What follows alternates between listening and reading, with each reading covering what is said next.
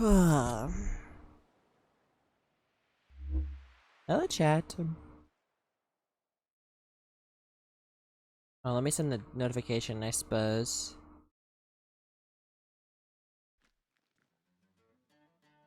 Oh, they're all pluses. Oh, there we go. That was strange.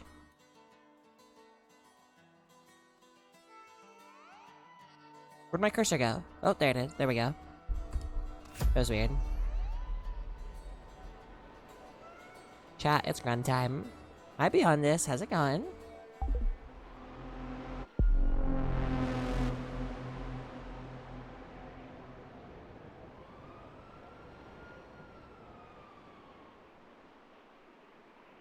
I think we should pick a different walk for Grun.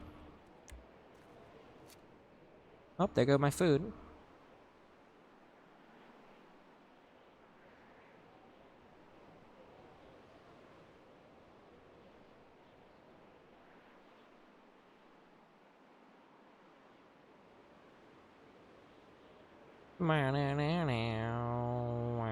I think we do Deviant.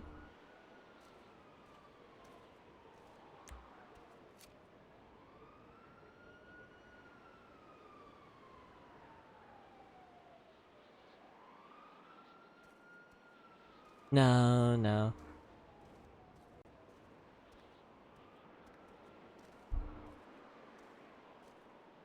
Maybe muscular. I think muscular.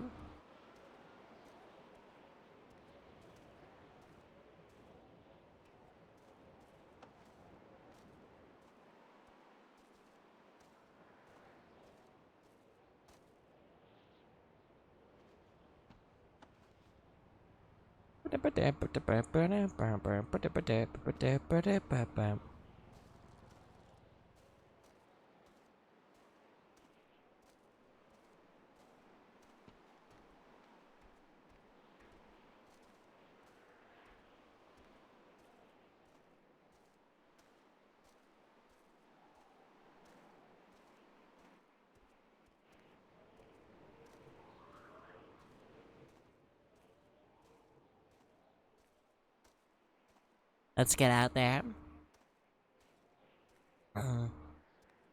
How we doing? How we doing? How's it going beyond this bed? Real, real. Hope you had a good day. Hello, hello. What up, Meltron Zero? How's it going? Welcome in. How are you?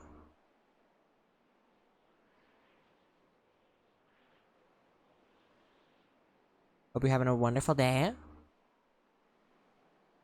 I'm doing good. I'm doing good. Thank you so much for asking. We're gonna be playing some Grun for a little while. I don't know if I'm gonna play any other characters today, but this is the wrong level. Where am I going? I might have to freaking practice the voice really quickly. Hold on.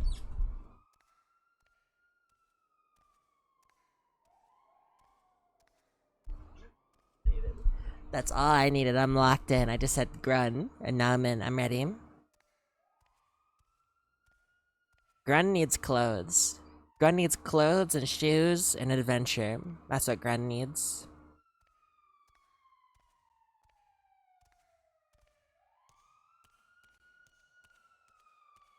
So let's get out there.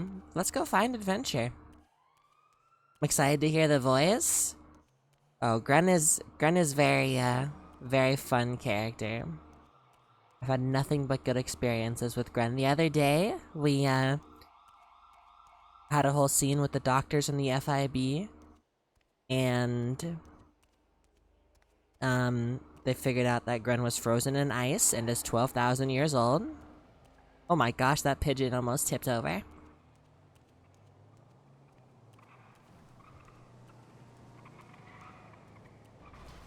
So, now we have that. Did that person die?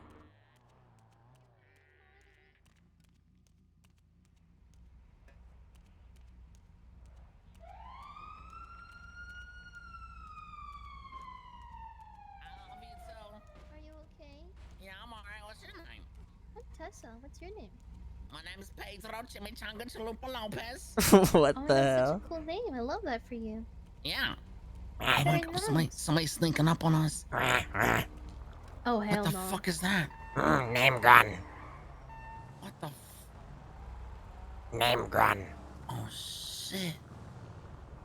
Hey, how you doing, little creature? Grun good.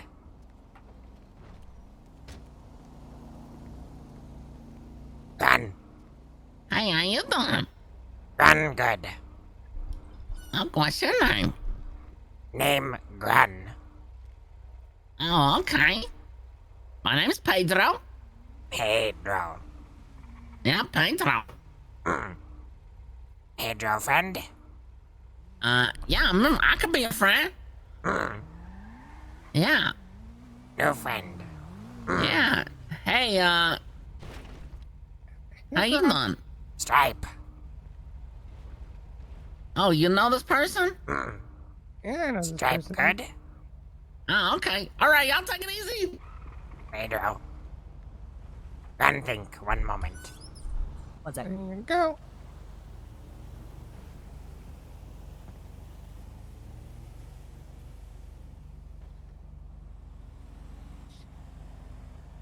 Grun thankful, Stripe. Thank you. Grun eat meat. Lot of meat.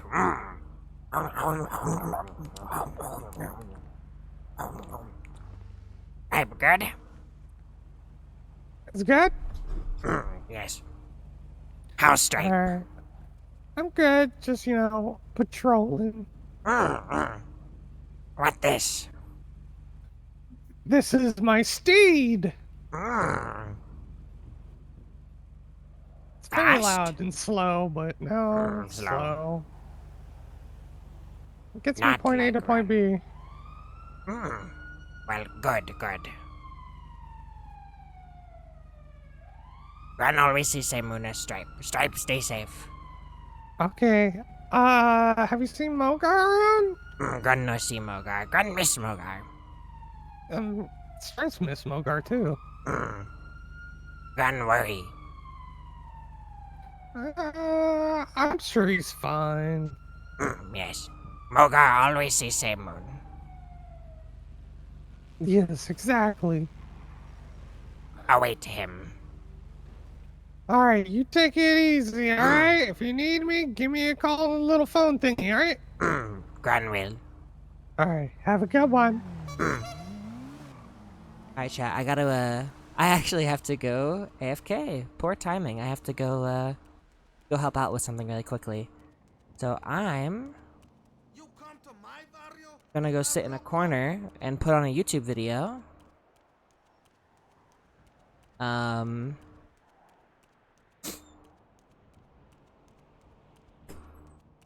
gonna put on a YouTube video and I'll be back in a few minutes. I'm so sorry, this is such unfortunate timing.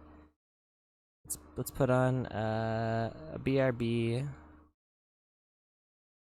Just put that up on the screen, pop out a frickin' I don't know, you guys watch.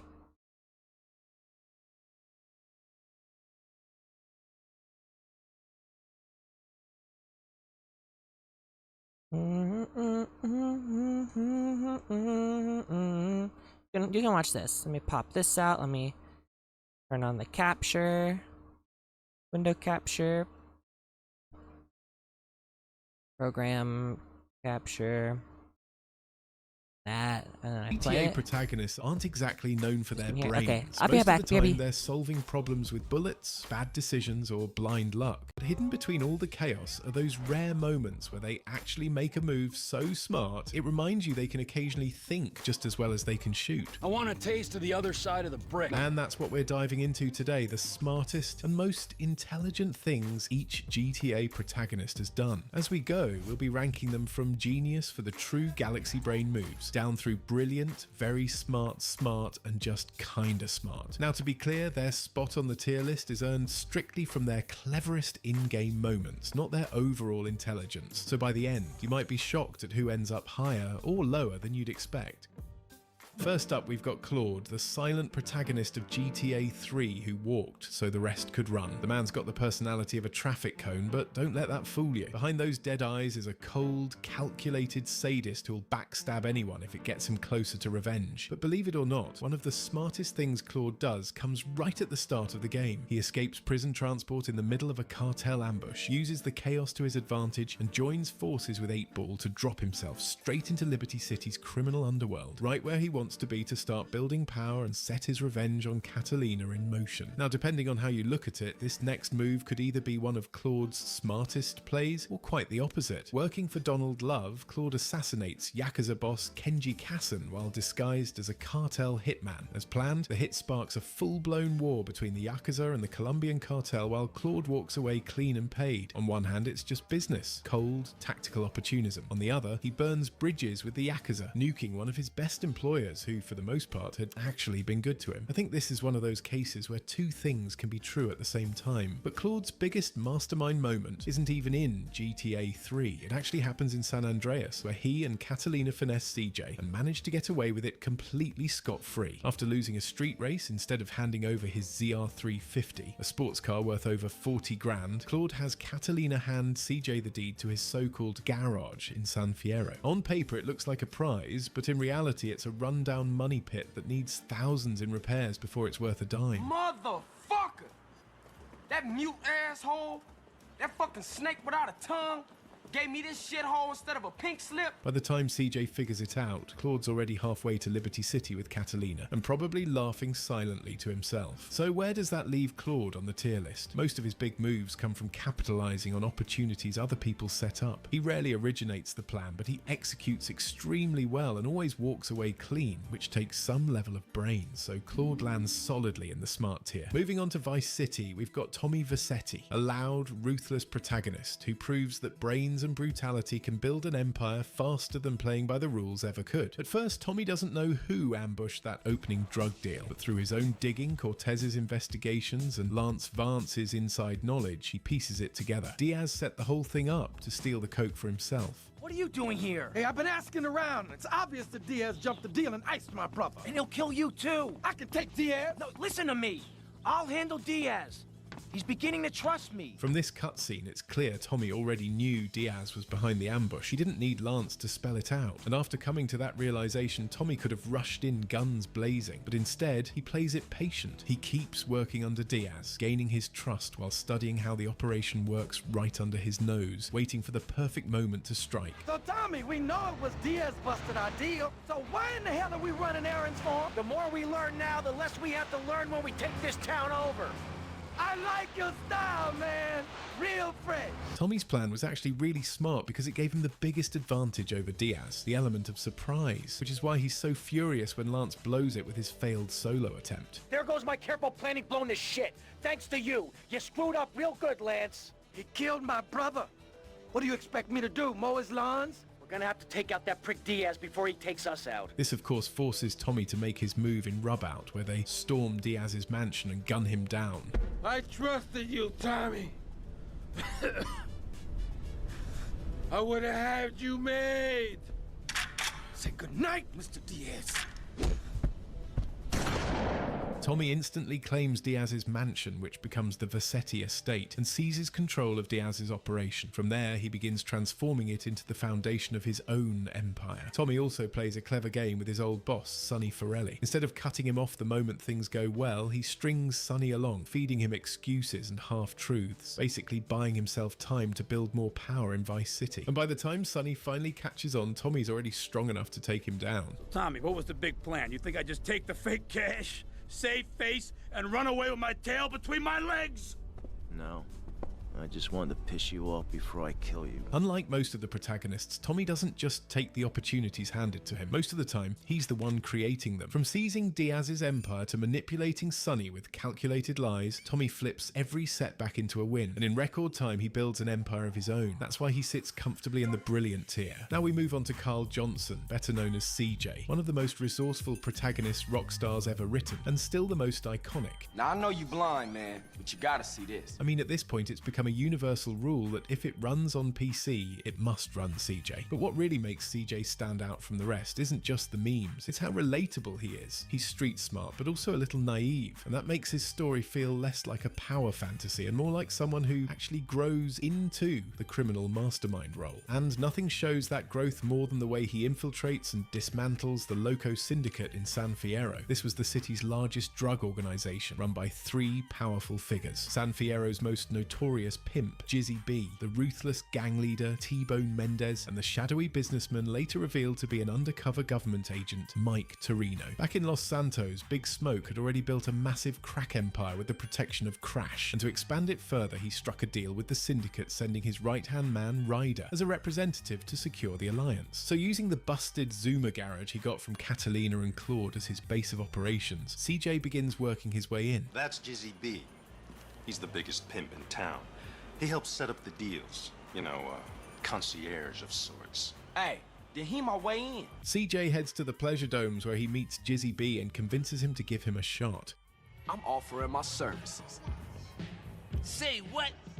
Yes, sir. See, I'm new in town. Anything you want, I can do. For a guy like me to work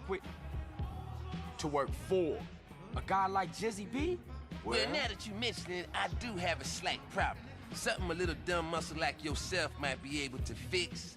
Cause you see me, I'm intellectual. This is where the infiltration truly begins, with CJ playing the role of some dumb muscle. no problem.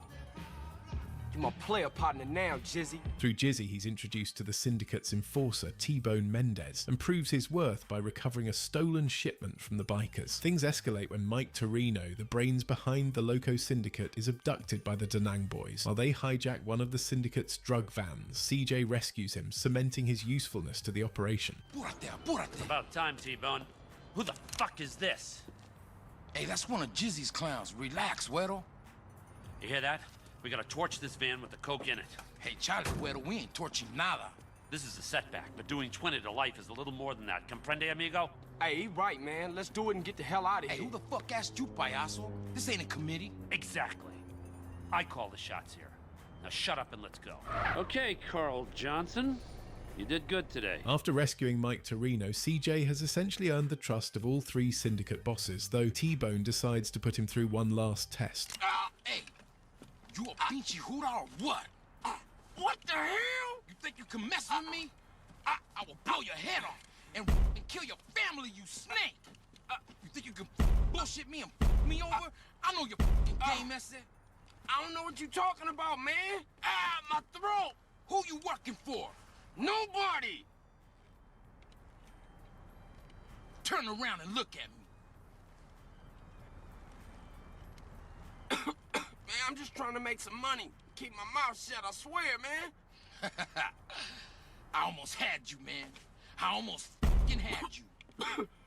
Watcha? You gotta be careful in this business, man. You know that. Are you boys done playing around?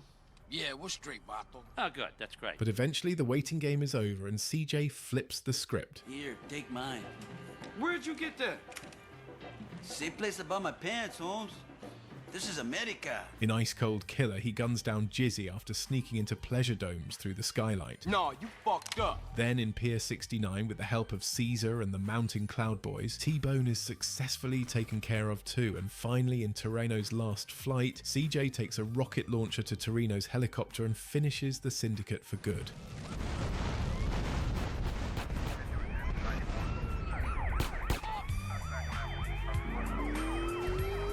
Of course, the twist comes later in Interdiction, when Torino resurfaces alive and reveals he's actually a government agent. The helicopter CJ shot down in Torino's last flight was just a decoy, letting Torino fake his death and slip back into the shadows. But by then, the Loco Syndicate is already finished. But taking down San Fierro's biggest drug ring wasn't even the peak of CJ's brainpower. If anything, that was just a warm-up for one of the most legendary heists in all of GTA, stealing the jetpack from Area 69, San Andreas's highly classified and ultra-secure military base, basically a parody of Area 51. The mission comes from none other than the Truth, who tells CJ about a secret government black project locked deep underground in Area 69, and then literally just dumps him outside of it at nighttime. Hey, Truth, do we have a plan here? Go, go, go! Hey, hold up, dude! To pull this off, CJ first has to sneak his way into the underground facility by using the control tower to unlock the blast doors, which must be done before sunrise. The place is crawling with patrols and searchlights, and if he gets spotted for too long or takes out too many lights, the base goes into lockdown, forcing him to ditch the main route and find another way in through a vent.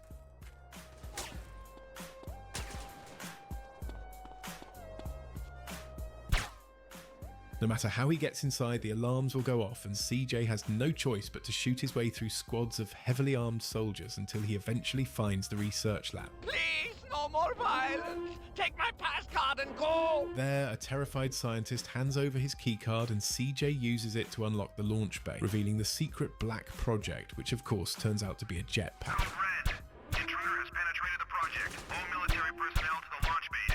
It's lying all the way at the bottom of the bay, so he has to fight his way down flight after flight of stairs to reach it, with armed soldiers waiting on practically every level. After finally reaching the bottom, CJ equips the jetpack and flies his way out of Area 69, stealing the US military's top secret prototype, which we hear over the intercom cost a ridiculous amount of money to make.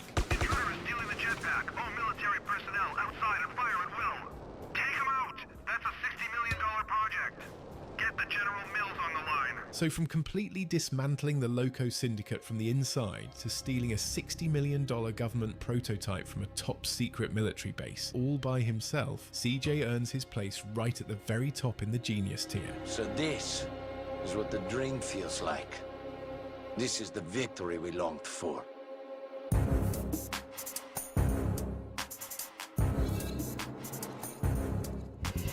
Niko Bellic, survivor of the Yugoslav wars with a backstory so depressing and dark, you kinda just want to give him a big hug. Not in the showers. Born in Yugoslavia to a Serbian family, it's implied his father was an abusive alcoholic, while his mother, Milica Bellic, often spoke of her unhappiness raising a son in such a harsh place. Through conversations with characters like Paki and Dwayne, Niko reveals that he had a brother who died during the Yugoslav wars, and he also mentions the house where he grew up in did not have electricity until he was 12. He joined the war as a teenage soldier alongside other boys from his village. About 10 years before GTA 4's story begins, when he was around 20, his squad of 15 men, most of them friends from his village, was ambushed by enemy forces. Only 3 survived: Niko, Florian Kravic, and Darko Brevic. Certain that one of them had betrayed the group, Niko vowed to uncover the traitor and kill him, not just for revenge, but to close that chapter of his life once and for all. And that leads us into the first smartest thing Niko does in Liberty City, leveraging the United Liberty Paper missions to clear his record and get favors that ultimately help him track down Darko Brevic, the man responsible. Bellic, I have your man. He's been flown in. We're going to drop him in the airport cargo area for you. No more jobs? Is that it? Am I out? You're out. You've done good things for us. We are grateful. That said, I've given you a lot of protection. From here in, you're alone. But before Darko, Niko had to first confront the other potential traitor, Florian Kravic, who he knew for a fact was living somewhere in Liberty City and was one of the main reasons he came there in the first place. He uses Ray Bacino to make it happen, flat out refusing to do the diamond deal unless Ray helps him track Florian down. Oh, whoa, whoa! Are you fucking kidding me? No! I keep doing these favors for you, and you pay shit! I need this from you. A guarantee that you will find this man. I know he's in the city. So either you give me your word or go fuck yourself! I'm sick of this shit! Fine! Fine, you got it. You want my word? You got my word. Good! Who is he? Florian Kravic. After surviving the botched museum deal, Ray keeps his word, and Niko finally comes face to face with Florian, who insisted that he was innocent. I've come to ask you some questions. It wasn't you, was it? What wasn't me? Who set us up? It was you or Darko! I thought it must be him! Oh my god! You think it was me! That's why you are here! You've come to kill me! Well, screw you, Niko Bellic and Fatty Roman! It wasn't me, it wasn't! I wouldn't do that! Instead of rushing to judgment, Niko shows restraint, listens, and realizes Florian wasn't the traitor after all. What are you going to do? He may not be here in Liberty City, but he's still out there. I will find out where Darko Brevic is, and I will make him answer for his actions. We know now that it was him. Through his cooperation with the United Liberty Paper, Darko is eventually flown into the country for Niko to do with as he pleases. How much? 1,000.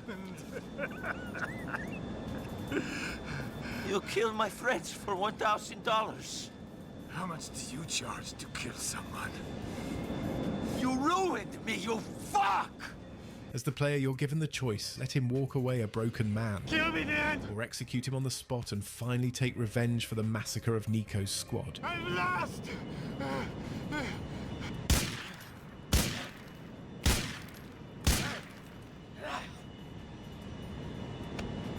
One of Nico's sharpest traits throughout the game is that he isn't blinded by the American dream like everyone else around him. It doesn't take him long in Liberty City to see right through the illusion, which comes across perfectly in one of his best conversations with Roman when he asks what Nico really thinks of America since he got there. Really, you don't like it? The lights, the titties, the food, the opportunities? Come on, Nico, it's kind of incredible. It's stupid. Everything is just advertising with nothing to back it up. They tell you you're eating the best burger ever. And you believe it until you're sweating out all the chemicals in it and the hormones are making your balls feel funny. My balls feel fine, but I did notice my man tits getting larger when I was eating a Cluckenbell every day. Everything else is fake too. The titties aren't real, and the opportunities aren't opportunities at all. To seize them, you end up in so much debt that you'll be a slave for the rest of your life. I cannot believe what you are saying. Do you seriously mean that you don't like fake titties, cousin? Seriously. For that one dialogue alone, I just want to throw Nico in the genius or brilliant tier. But for the sake of keeping the list 100% honest, Nico ultimately earns his place in the very smart tier. Before we move on to the next character, less than 1% of you guys watching are actually subscribed. So if you're enjoying the video, hit that subscribe button, join the 1%. It's free, takes a second, and helps the channel way more than you'd think. Now up next, we've got Johnny Klebitz, Vice President turned acting president of the Lost MC while Billy Gray was off in court-ordered rehab. While Billy was away, Johnny managed to make peace with their biggest rivals, the Angels of Death, by handing over Billy's bike as a peace offering, and also to pay for his legal fees. It was a smart and strategic move to avoid a gang war and focus on making money. But the moment Billy comes back, everything Johnny did to keep the chapter alive starts falling apart. Billy demands Johnny to go and get his old bike back, which leads into an argument. What business is more important, Mr. 1980s yuppie big shot, than your best friend's bike when he's close to getting a 15-year stretch? The business that pays his lawyer's fees. The business that puts food on all of our tables. The business that we are all in while you're out pretending to be saved. Get my bike! What am I, your fucking dog? I told you you should have gotten the bike. You told me. You told me, you don't tell me shit, you little... Johnny puts the business first and does what's necessary to keep the club from collapsing under Billy's chaos. But because of the club hierarchy, he bites his tongue and agrees, which obviously breaks the truce as they kill several Angels of Death members just to get it back. I thought we had a truce going on. Did you? Funny thing, I wasn't aware. But the smartest thing Johnny does in The Lost and Damned is luring a pair of dirty cops into a trap after they try to extort him for money. Balls the size of mangoes. I'm gonna go undercover in your asses, dickheads! After stealing a load of bikes from the Angels of Death, two dirty cops show up claiming they witnessed everything and demand cash to keep quiet. We've been watching the Angels of Death shit, birds. That's right, we saw the whole thing, you fucking jerk-offs. Case closed. Now you're gonna fucking pay us, just like your daddy paid your mama for sex. Skank bitch wouldn't even give her own brother a freebie. Yeah, think of a number, assholes. And it better be a big one. While you're at it, we're gonna be watching. So you better behave yourselves, boys. Later, when the dirty cops are expecting their money, Jim tells Johnny they have two options. Either we buy a big tub of grease and prepare to take it from these fat pigs the rest of our lives. Or we head over to the clubhouse, close to where I happen to know they got themselves set up, and we show them that we're not quite the bitches that they think we are. Well, tempted as I am by your first option, I'm gonna have to go with the second. Johnny and Jim then lure the corrupt cops out to Actor Industrial Park, where the Lost are waiting to ambush. What do you got for us, Mo? Oh, exactly what you asked for. Well, all right. Hey! There you go! Get on, man! It's nearly retirement time, fuckers! So I said, but racial profiling works, motherfucker. Now give up the product. Bet that shut him up. Turned out to be a sociology professor at Vespucci University. Johnny successfully lures the bent cops into a spot where the Lost have the advantage, ending what would have been a lifetime of extortion in a 5-minute standoff. We ain't the pussies you thought we were! Come on, you pussies! We got lucky there, Johnny boy. I thought we'd be shoveling shit for those dudes till God knows when. Johnny's got strategy, but he's stuck in a club that's already doomed, which means he never really amounts to much. So he's going to be the first protagonist to earn a spot in the kinda smart tier. Now here comes Luis Lopez, the loyal bodyguard and business partner of Tony Prince, who's way sharper than he lets on. We are serious people. Really? Yeah, really. What is wrong with you? I was supposed to be the irrational idiot with the anger issues. I got anger issues, okay? The guy threatens to shoot me because I can't arrange a liquor license for him. Please, give me a break, T. So by far the smartest thing Luis does in The Ballad of Gay Tony is saving the entire business by what he does after the diamond exchange on Charge Island. It's Bulgari or us. Or you can shoot us both and make his life easy for him. Well, you're kind of clever, aren't you? I only hired you because I thought you were dumb.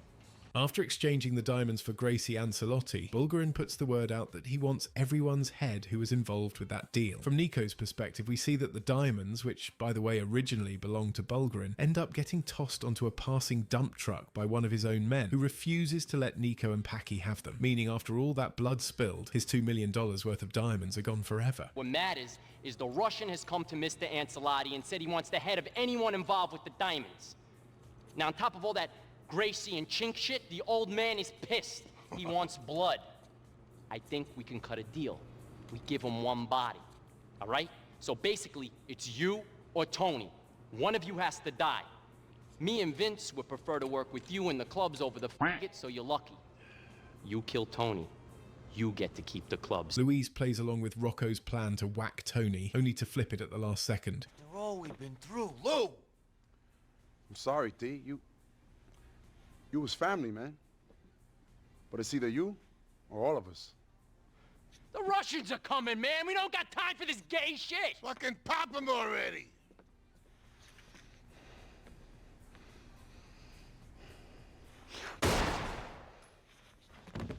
After tearing through Bulgarin's hit squad and saving Tony, Luis clears the way for the real showdown with Bulgarin. He sabotages Bulgarin's H operation at the fun fair, takes out Timur, his right-hand man and closest friend, and then storms the airstrip just as Bulgarin's jet is on the runway about to take off.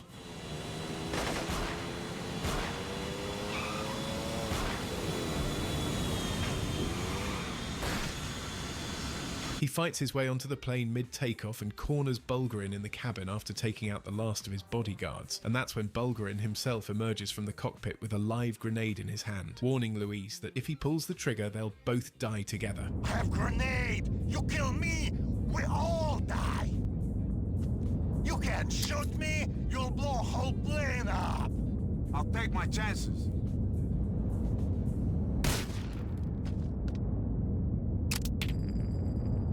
Luis doesn't blink and pulls the trigger anyway, and with a parachute he dives out of the burning jet as it explodes over the ocean.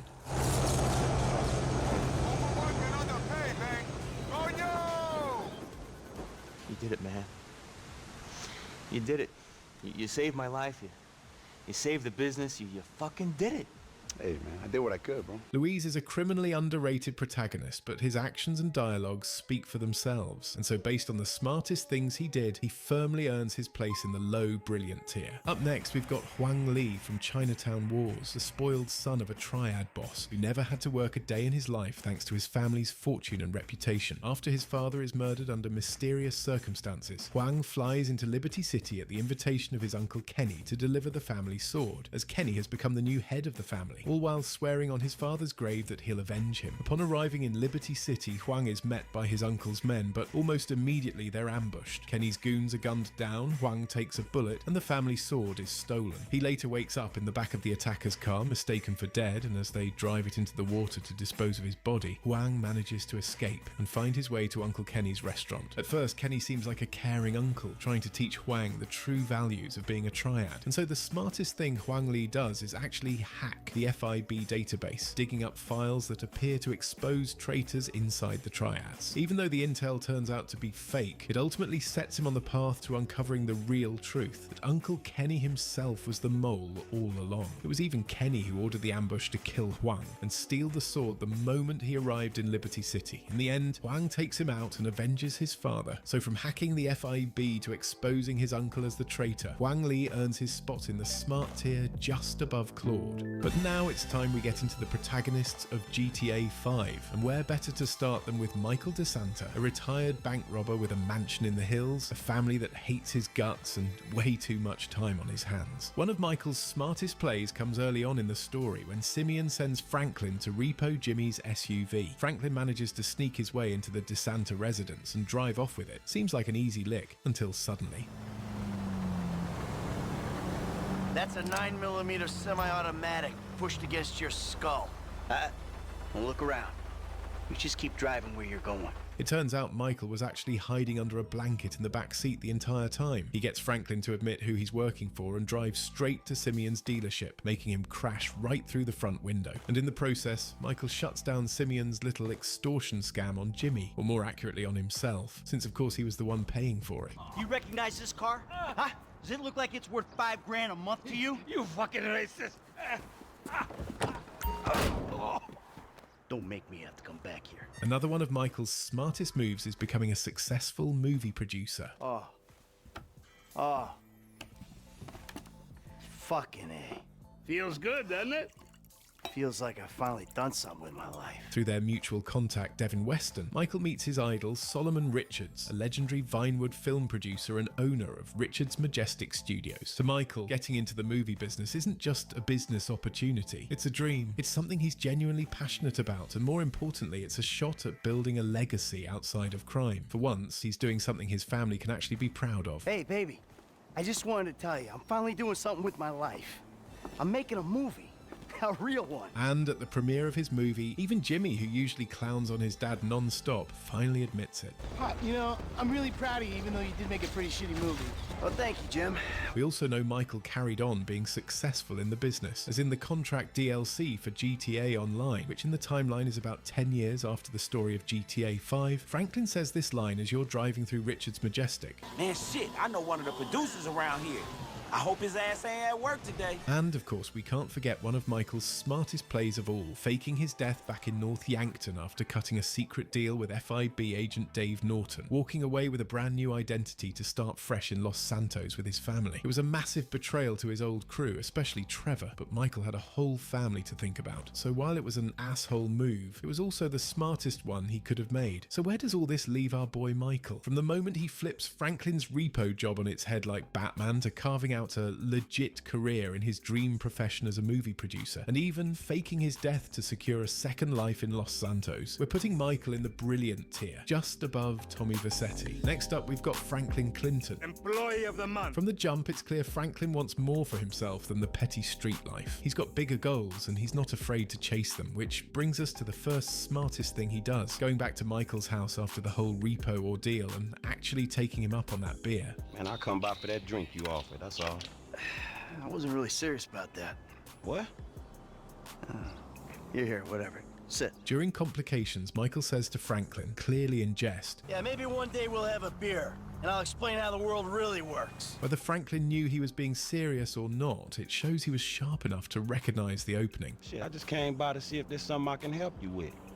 I see you doing well for yourself. Instead of brushing it off as a throwaway line, Franklin circles back later, taking Michael up on his word, and in doing so locks himself into a mentorship that changes the entire trajectory of his life. While Franklin isn't a criminal mastermind by any stretch, he adapts quickly to the life of high-stakes crime, and on top of that, he handles the volatile relationship between Michael and Trevor better than anyone else, often being the mediator who reins them in and keeps the plan from falling apart. Hey, you mother... Hey, why not? You got me out here. You roped me into your crazy world of bullshit. If it was lies, new age shit, and arguments about how good life used to be, I could have stayed my ass in Los Santos. Hello, Franklin. What's up?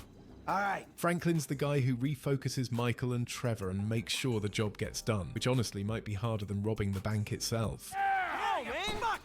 Work first, bicker later, man, all right? But one of